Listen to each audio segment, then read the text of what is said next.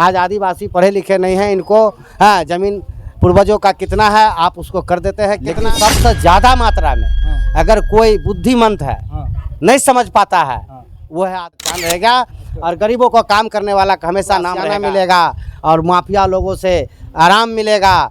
तो आज आपको भगवान की तरह पूजेगा। देख रहे हैं युवा सोच। आपको जैसा कि पता है कि ये कोई फिल्म की शूटिंग नहीं हो रही है।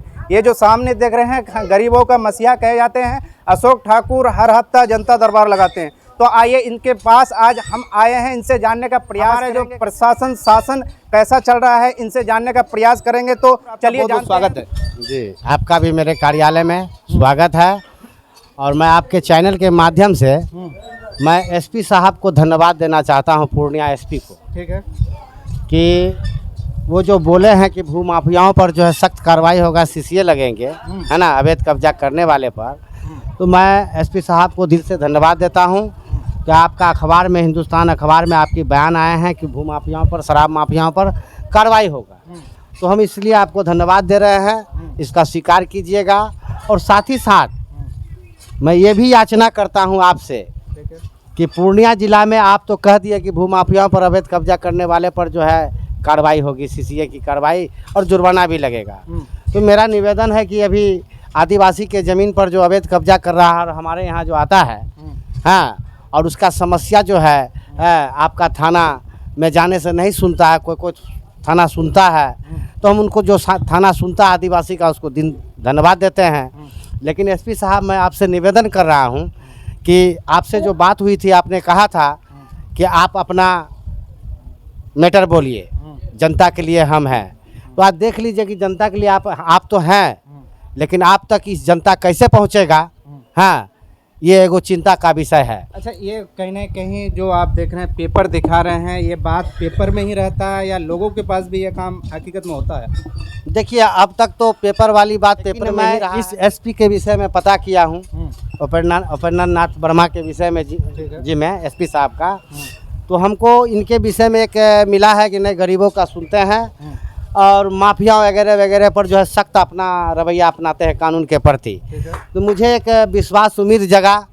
तो मैं इसलिए एसपी साहब से निवेदन कर रहा हूं कि आप गरीब गुरबा आदिवासी का ज़मीन पर जो माफिया लोग कब्जा कर रहे हैं हाँ, वो आपके पास जाते हैं, लिखित देते हैं, एक तरफ मुकदमा चलते हैं, दूसरी तरफ जो है अवैध कब्जा जारी रहता है हाँ। और ये कागजी मामला सीओ साहब का मामला है, थाना का काम है रोकना, उसको थाना का कागज़ समझ में नहीं आता है, समझ गए हैं। तो मैं एसपी साहब से निवेदन करता हूं कि जैसे भी विवाद हो तत्काल आप वहां पर ही 144 लगाकर किसी प्रकार की कोई काम ना होना चाहिए और कागजी प्रक्रिया में सीओ साहब को लेते हुए जांच होनी चाहिए कि ये कौन सा कागजात पर ये अवैध कब्जा कर रहा है आदिवासी की ज़मीन पर और ये कैसे इसका कागजात बना और बनाने वाला कौन है।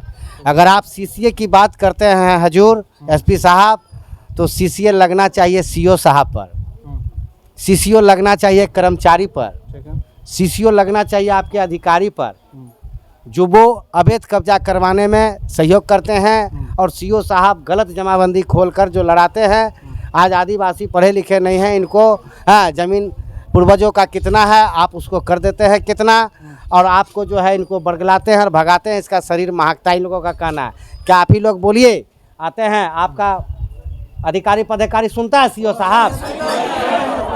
सीओ साहब मान लिए थाना क्या करेगा, आपको मारेगा बचाएगा। एसपी साहब क्या करेगा, गुंडा को सैतेगा। लेकिन सीओ साहब, डीएम साहब जमीन को सही करेगा। अच्छा, यहाँ बताइए ठाकुर जी, आप इससे पहले भी देखे कि हमेशा आदिवासी के बारे में बात करते हैं, तो खाली आदिवासी के बारे में बात करते हैं या जो लोग पिछड़े हैं उनकी भी बात करते हैं? नहीं, हम सभी वर्ग के लिए बोलते हैं। अच्छा, मेरे पास सभी आते हैं, हिंदू मुस्लिम सिख ईसाई सब आते हैं। मुझे किसी से बैर नहीं है, लेकिन सबसे ज़्यादा मात्रा में अगर कोई बुद्धिमंत है नहीं समझ पाता है वो है आदिवासी। वो अपना भाषा से बात कर लेगा फटाफट, लेकिन उसको हिंदी बोलने बोलिए, पढ़ने बोलिए, उससे नहीं होता। तो उसके लिए जो है हम हमेशा आवाज़ उठाते हैं, क्योंकि जो बात वो बोलना चाहता है वो बोल नहीं पाता एसपी साहब से। तो मैं मीडिया के माध्यम से, मैं ऐसे भी एसपी साहब बुलाए हैं हमको, हम जाएंगे है ना, उनके पास जाएंगे, समय निकाल के सारा चीज़ मैं उसको बताऊंगा। और पूर्णिया में माफिया पर कैसे कार्रवाई होता है मैं एसपी साहब को सहयोग करूंगा। एसपी साहब का ये बयान से, एसपी साहब का ये कार्रवाई से हम लोग गरीब गुरबा जो है एक आशा जगह है कि माफिया पर कार्रवाई होगी। लेकिन तब तक देख रहे हैं कि अखबारों में या इसमें एसपी साहब जल्द से जल्द कार्रवाई करें। मैं कार्रवाई में सहयोग करूंगा और जहां भी ज़मीन विवाद है तत्काल माफियाओं का आप काम को जो है विराम कीजिए। कागजात जब तक जांच नहीं होगा तब तक जो है आप उसको ये नहीं कर सकते। अच्छा। देखिए उम्मीद तो है, अच्छा। एसपी साहब पर मुझे उम्मीद है। हाँ। अब ना जाने कि कब कहाँ एसपी साहब का मन किधर डोल जाए, वो तो उनकी बात है। हाँ, क्योंकि ये यहाँ जो भी आए हैं पद पर बैठे हैं, हम तो मूल निवासी हैं, हमको जानते हैं कि आए हैं 5 साल का नौकरी करना है, यहाँ है कल वहाँ है कल वहाँ है। इस तरह का करने वाले आपको बहुत आएंगे, लेकिन उसी में कोई ऐसा अधिकारी है, ऐसा IAS है, IPS है, जो गरीबों का एक आशा बनकर और उसका काम करके चले जाते हैं, जो जीवन में जब तक सूरज चांद रहेगा और गरीबों को काम करने वाला का हमेशा नाम रहेगा। आज हम बता देते हैं कि हमारे DSP साहब पुष्कर कुमार जी, हमारे DSP सदर DSP साहब पुष्कर कुमार जी, जिस प्रकार से उनकी कार्यशैली है, हाँ, वो कार्रवाई करते हैं। आज पूर्णिया में धड़ाधड़ स्मैकर हो, माफिया हो, ये हो, जैसे उसके पास फाइल मिलते हैं वो उस तरह का कार्रवाई करते हैं। तो आज मैं वैसे DSP को धन्यवाद देता हूं कि आप जैसा अगर ना हो तो हमारे समाज में गरीब गुरबा का न्याय नहीं मिलेगा। अच्छा। हाँ, मैं पुष्कर जी को दिल से धन्यवाद करता हूं कि कम से कम इतना है कि गरीबों की आवाज़ सुनते हैं। ठीक है। हाँ। अच्छा, यहाँ लास्ट में जाते जाते आपसे ये भी सवाल पूछ लेते हैं क्योंकि आप इससे पहले वाले वीडियो में कई वीडियो में बोलते हैं कि हम पूर्णिया जिला के 4 जिला के मालिक हैं। ये किन हद तक आपको लग रहा है कि आप मालिक हो पाएंगे? सुनिए, हम तो मालिक हैं, तो इसका जवाब तो DM साहब आज तक दे नहीं पाए हैं। हाँ। तो मालिक तो हैं ही हैं। अच्छा। हम मालिक तो हैं ही हैं। हाँ। डंके की चोट पर बोले हैं। अच्छा। अगर हैं कागज़ तो आके हमको, अगर मालिक नहीं है तो पकड़ ले गट्टा, उसको हम समझा देंगे कि हाँ ज़मीन का क्या हिसाब किताब है। मालिक ही ना समझा सकता है, जिसकी विरासत है वही विरासत के विषय में बता सकता है।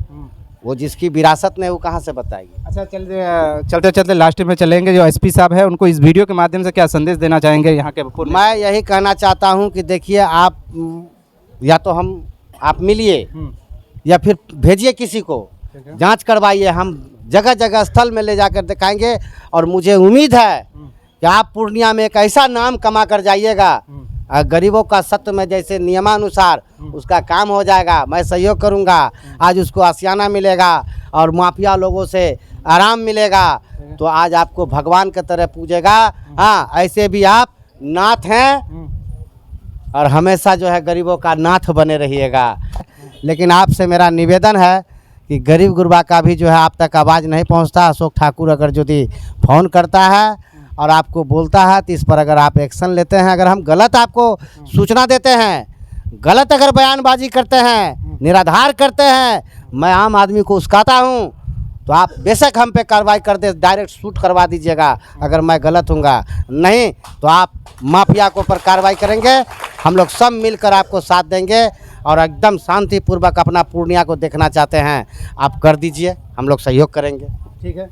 ये थे हमारे साथ अशोक ठाकुर। इनका कहना है कि ज़िंदगी मौत का बना है नियम, ज़िंदगी मौत का बना है नियम, जन्मस्थान से शुरू शमशान में ख़त्म।